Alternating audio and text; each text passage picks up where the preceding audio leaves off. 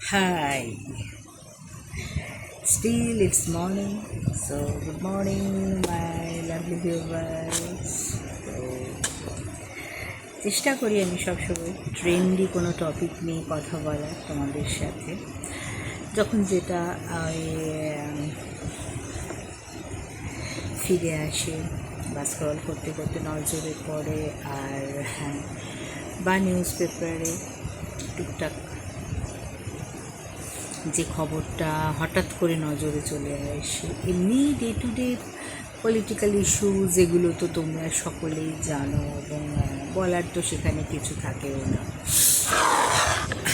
তো যাই হোক, রিসেন্ট একটা ইনসিডেন্ট হয়েছে বেঙ্গালুরুতে একটা ছোট বাচ্চার সাথে। তো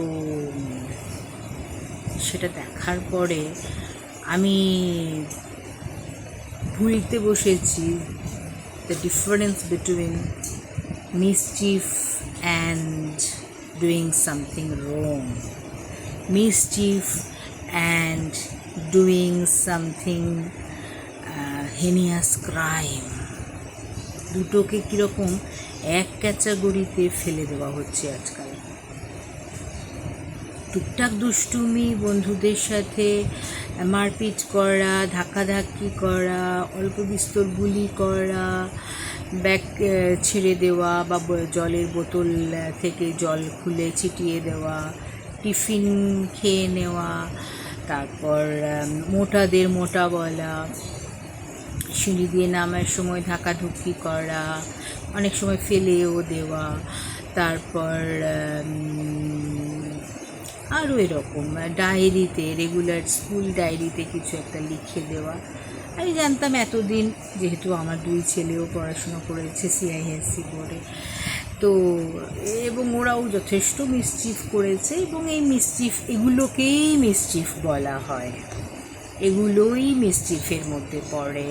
যে ছোটোখাটো দুষ্টুমি যেগুলোকে টিচার কমপ্লেন করে বা আরও একটু বেশি কড়া টিচার হলে 3-4 দিনের জন্যে স্কুলে আসা বন্ধ করে, তারপর প্যারেন্ট কল করে জিনিসগুলোর সমাধান হয়ে যেত।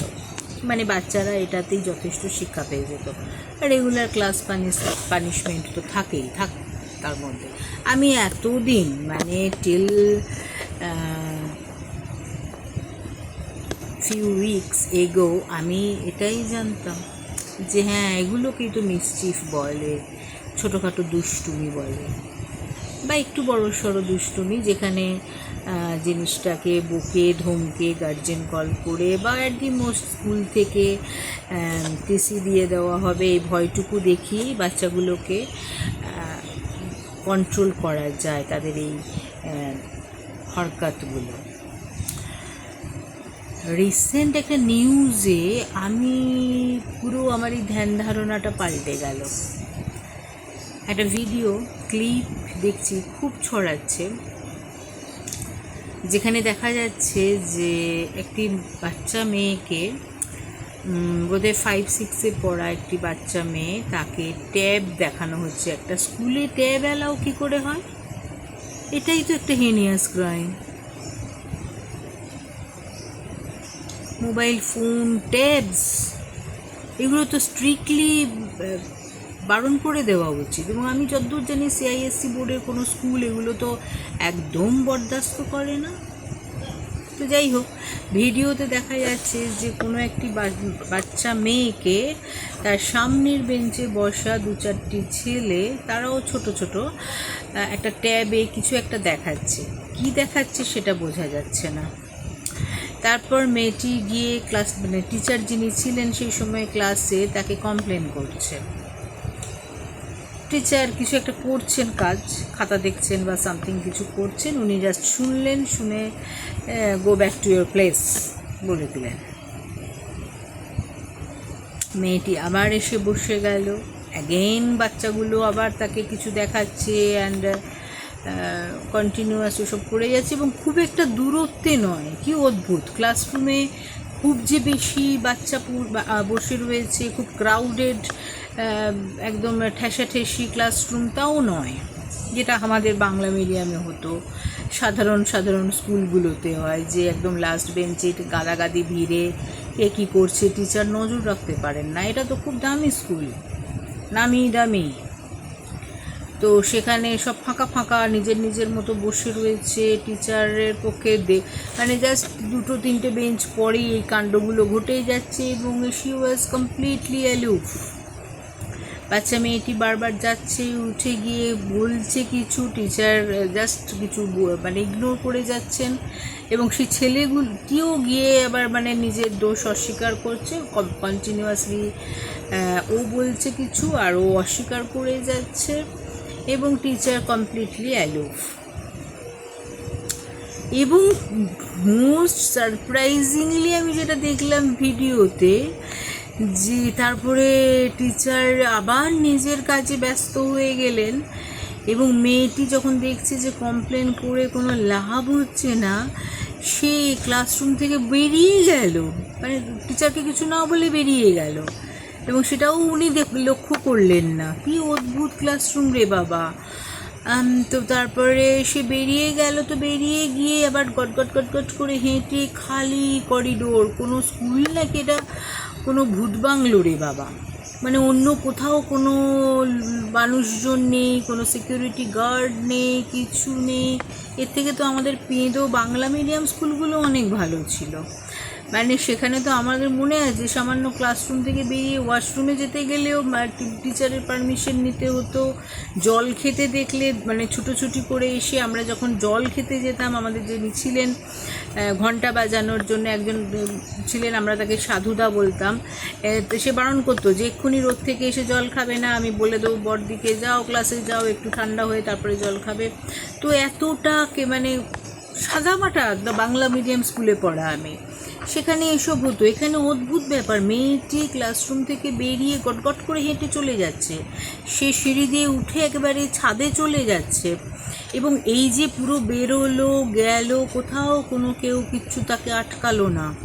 এবং লাস্টলি জানা গেছে যে মেয়েটি টেরাস থেকে, স্কুলের টেরাস থেকে ঝাঁপ দিয়েছে নিচে। কি আশ্চর্য!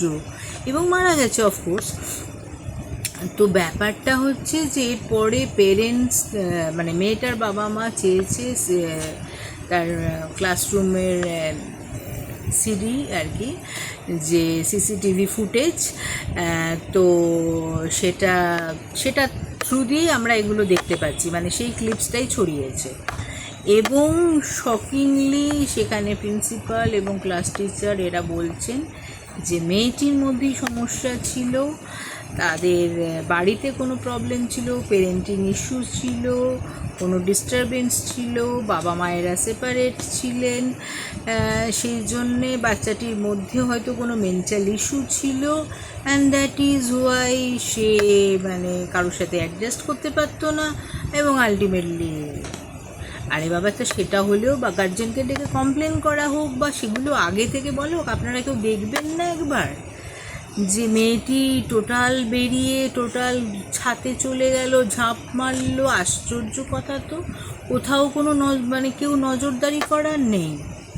তো আমার সত্যি সবটা গুলিয়ে যাচ্ছে যে হোয়াট ইজ মিসচিভ, এই জিনিসটা কন্টিনিউয়াসলি কেউ তাকে ট্যাব কেন স্কুলে অ্যালাউ হবে? কি অন্যায় কথা, অ্যাটলিস্ট শুনবে তো। এবং বাচ্চাগুলোকে কিছু মানে করা হয়েছে কি আদৌ, নাকি এটাকে মিসচিফ বলে বাচ্চাগুলো যেমনকার তেমন পড়াশোনা চালিয়ে যাচ্ছে? একটা মেয়ে চলে গেল, মারা গেল, ইনফ্যাক্ট তাদেরকে তো রাস্ট্রিগেট করে দেওয়া উচিত, এবং এমন কিছু লিখে দেওয়া উচিত তাদের টিসিতে বা কোথাও, যে যাতে অন্য কোনো স্কুল অ্যাডমিশন পর্যন্ত না দেয়। What nonsense! সব কিছু কীরকম গুলিয়ে যাচ্ছে। এত পয়সা খরচা করে কোনো নামি দামি স্কুলে ভর্তি করার আগে খোঁজ খবর করে নেবেন যে স্কুলটি আদৌ একটি বাচ্চার পক্ষে ঠিকঠাক কিনা, তাদের টিচার এবং তার এনভায়রনমেন্ট, কারণ বাচ্চাটা তো আপনারই। That's it.